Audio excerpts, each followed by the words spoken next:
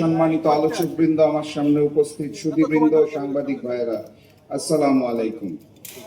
বিষয়বস্তু দ্বিতীয় লাইনে দেখবেন লেখা আছে সংকটের মুখে দেশ। প্রশ্ন হচ্ছে সংকটটা সৃষ্টি হলো কেন? সেটার উত্তর প্রথম লাইনে দেওয়া আছে, গণভোটের রায়ের বিরুদ্ধে সরকার। এখন যেই গণভোটের পক্ষে আমরা সবাই ছিলাম নির্বাচনের আগে, সেই গণভোটের রায়ের বিরুদ্ধে সরকার হঠাৎ করে কেন গেল, এই বিষয়টা একটু বুঝে দেখতে হবে। এখানে একাডেমিক যারা আছে তারা কথা বলবেন, আমরা শুনবো।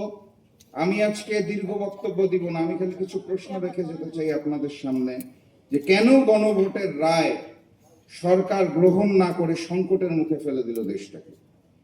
আমাদের যে কথাগুলো কেউ বলবে না, সেই কথাগুলো আমি একটু আপনাদের ধরিয়ে দিয়ে চলে যেতে চাই। প্রশ্ন হচ্ছে, ক্ষমতার পালাবদলের পর আমাদের ডিজিএফআই কেন ভারত ভ্রমণের প্রতি এত গুরুত্ব দেওয়া শুরু করলো? পররাষ্ট্রমন্ত্রী ক্ষমতায় আসার পর প্রথম রাষ্ট্রীয় সফর কেন ভারতে করে? আমাদের ম্যানেজ ভোটের প্রধানমন্ত্রী কেন তার প্রথম রাষ্ট্রীয় সফর ভারতে হবে বলে অলরেডি ঘোষণা দিয়েছেন? এত জায়গা থাকতে কেন ভারত থেকেই ট্রেনের কোচ আমদানি করার পরিকল্পনা করা হয়েছে? যেই ভারতে সার নাই, তারা চায়না থেকে সার আমদানি করছে, সেই ভারতের কাছে যাদের নিজেদেরই নাই, তাদের কাছে আমরা কেন সার চেয়ে প্রস্তাবনা পাঠাচ্ছি? চায়না যখন আমাদেরকে জ্বালানি তেল দিতে চাইল, সেই প্রশ্নটা আমরা কানে না তুলে, সেই প্রস্তাবটাকে কানে না তুলে কেন ভারতের থেকে জ্বালানি তেলের জন্য আবেদন দিচ্ছি? জুলাই জাদুঘর উদ্বোধন না করার পিছনে কাদের ষড়যন্ত্র চলছে? কেন সন্ত্রাসী সংগঠন ইসকনকে বাংলাদেশে 120 কোটি টাকার জমি মাত্র 2 লক্ষ টাকায় তুলে দেওয়া হয়েছে? ব্যাংক লুটেরাদের হাতে আবারও কিভাবে করে ব্যাংকগুলো তুলে দেওয়া হচ্ছে? প্রশ্ন করতে হবে, শিলং থেকে ট্রেনিং প্রাপ্ত সেই নেতা, যিনি বর্তমানে বাংলাদেশের প্রক্সি প্রধানমন্ত্রী, তার হাতে কেন আমার এই সোনার ব্যাংক? সংগ্রামী সাথী এবং বন্ধুগণ, আমরা আকাশে ঘুড়িটাকে দেখতে পারি, ঘুড়ির সাথে যে সুতাটা থাকে তার কিছু অংশ দেখতে পারি, কিছু অংশ পারি না।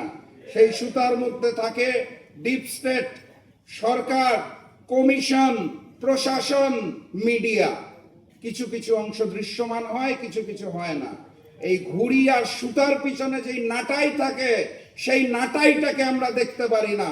বাস্তবতা এটাই, ক্ষমতার পালা বদলে ওই নাটাইটা এই মুহূর্তে আবারও ভারতের হাতে চলে গিয়েছে। এখন প্রশ্ন করতে পারেন, ভারত কেন গণভোটকে মানতে চাইছে না? কেন তারা জুলাইকে ভয় পাইছে? কারণ খুব সাধারণ। অগাস্ট মাসের 5 তারিখে শুধুমাত্র ফ্যাসিস্ট শেখ হাসিনা এবং আওয়ামী লীগের পতন হয়নি, সেদিন ভারতীয় আধিপত্যবাদ বাংলার জমিন থেকে পরাজিত হয়েছে। তারা নতুন করে সেই আধিপত্যবাদকে ফেরত পেতে চায়। আমার 2 ছোট ছোট সন্তান আছে, তারা যখন দুনিয়াতে আসে এবং বড় হওয়া শুরু করে, আমি তাদের শিক্ষা দিতাম। যখন পড়াতাম, আমার মনে আছে আমি বলতাম, A for apple, B for ball. Hindustan, Bharat আমাদের শিখাতে চায় A for Awami League, B for BNP.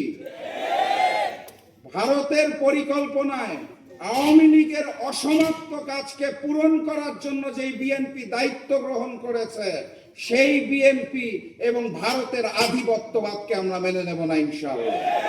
কথাবার্তা পরিষ্কার। 1 জুলাই গিয়েছে, আরেক জুলাই আসবে।